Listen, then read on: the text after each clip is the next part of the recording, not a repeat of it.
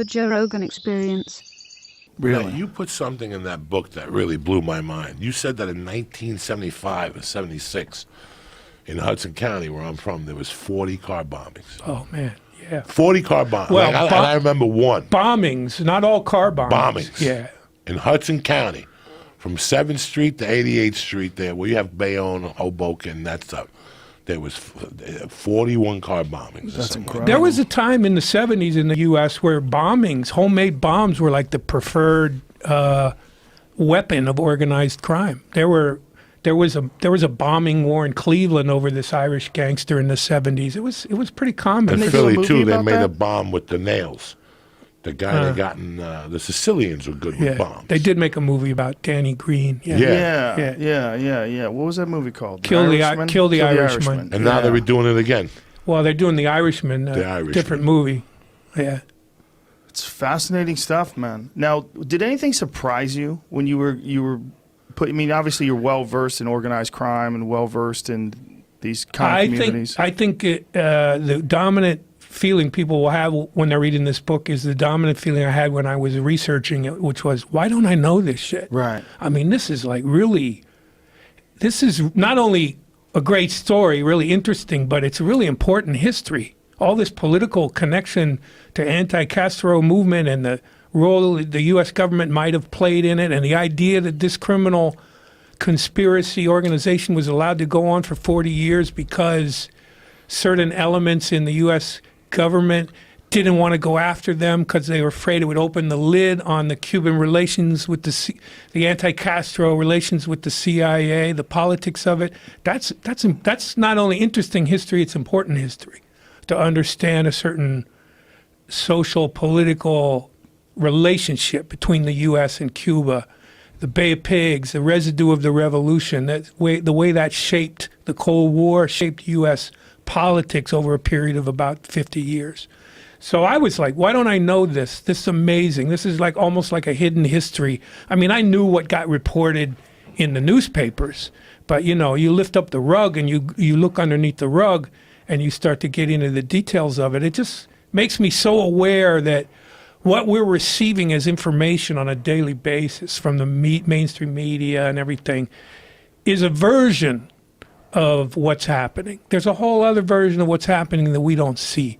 And you usually only find out about it 30 years later, 30 years after the fact. And that's a good thing to know. Yeah, I mean, it sounds to me like this is, I haven't heard a peep about this. I mean, when you brought this up to me, Joey, and I was like, what? The Cuban organized crime, the corporation, like, what? What is this? Like, this is not discussed.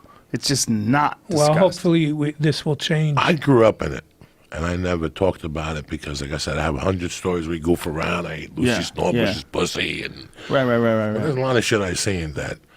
I don't say it because, number one, you're not going to believe me. And number two, it's not my position. I was raised, it's not for me to say.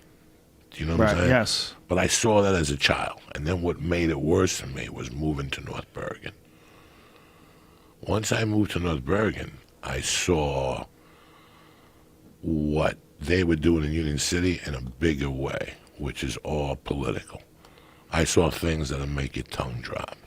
That's why I don't give a fuck about politics. And when I see people talking about politics, I want to go up to them and go, if you knew what you were talking about, you wouldn't say a word because you have no idea what real politics means, how it works.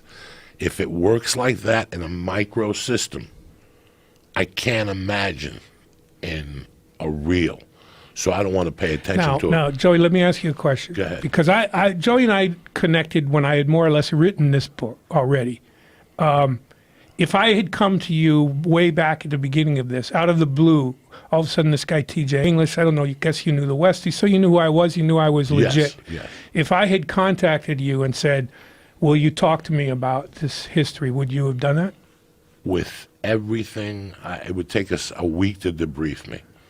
So you would have been ready and willing. I would have told you. Now, you see what's interesting about everything I would have known because somebody has to hear this fucking story. He opened up the door for me. I have a responsibility now that I have another story to add to this. Yes, he does. I have the nuts and bolts of how this worked. Have you thought about an addition to this? I think there's going to be a number of spin-off books from this. This is really The book that comes from this is people will tell their personal I story. will get shot. I will end up dead. Really? I will end up dead. Not because of what I'm exposing. But we know who did it. In a I grew up, when I was growing up, the power in that Hudson County was the waterfront. G, that picture in New York City that people see, thousands of people died for that waterfront. That waterfront was controlled by Weehawken, but everybody wanted a piece of it, and North Bergen wanted a piece of it. So my 8th grade teacher was the Weehawken mayor. You ever have a teacher that was a mayor? Why would your teacher be a mayor of a town? Why? Who's ever had a teacher tweet that was the mayor of a fucking town at the same time? I did. And guess what?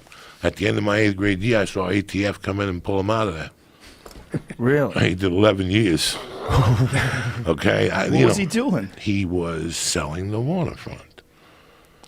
All that they knew He's that was making money. deals. There's a particular family that I will not mention because I won't even make it to the 405. And they were buying that property up in the Lucchese. 60s. No. They were buying that property up in the 60s. They were posing as politicians. They chop up $30 million a month now between 4 of them. And then sell it. No. This is from all the property they own in Hudson County. They bought everything. Jersey City, Hoboken. But they make their profit selling it, no? No, they made their profit renting it. Oh, renting it. So Yeah. the 4 of them, the 4 brothers, chop up $30 million. They go their own ways. Every month they chop up $30 million. So I saw it from North Bergen. When I tell you a story, it was about Carmine Balzano. He was a cop. He was a cop that I got invited into. He opened up his home to me. Then his son died, the one that was my age, so I became his pseudo son. So here I am running with the Cubans during the week. They're talking about numbers and drugs and everything, and I'm growing up in a cop's house. That's also the driver for the mayor, and he would do whatever. Like I saw him handcuff dudes and throw beatings on them, and they called him Vinny the Torch. They called him Carmine the Torch Balzano because his job was to burn your building down. The last one he burned down, kids were like, Mister, there's smoke. And he's like, here's $10. Go get ice cream. I'll call the fire department. He never called. He faked a heart attack, so you don't have to talk to reporters. First thing you do is you fake a heart attack because you don't have to talk to reporters. That gives you 2 days to get your story straight with the attorney. You have no idea what I know. Now, the reason I asked Joey the question about whether he would have been willing to talk is a lot of people reached out to me early in this book process. The movie rights were optioned before I even wrote the book based on the book proposal.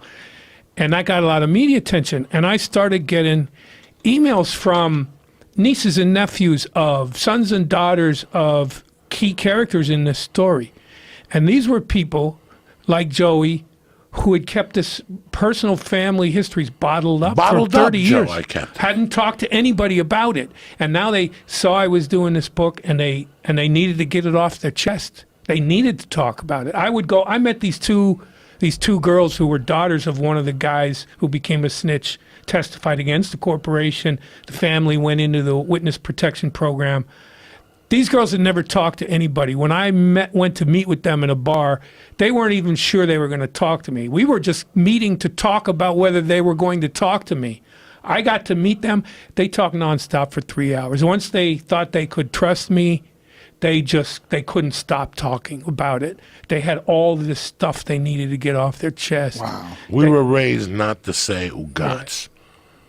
Ugats. The first raid I saw on my mother, I was 5. They sat me on a couch and raided.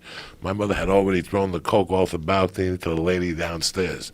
The landlord had already called her and said the cops are on the way out the door. We lived on the West Side Terrace facing New Jersey.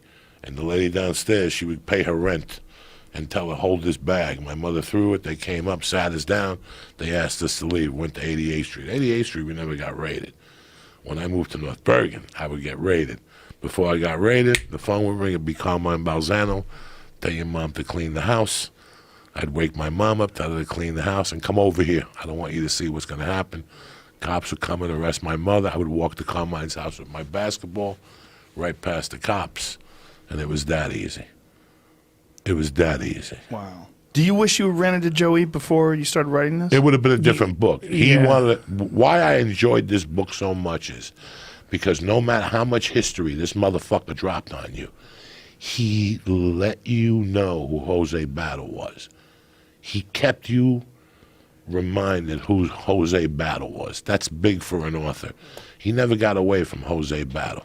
And when you read the book, no matter what type of person you are, you kind of get mad at Jose Battle, but there's something about Jose Battle you like because you want that guy in your corner.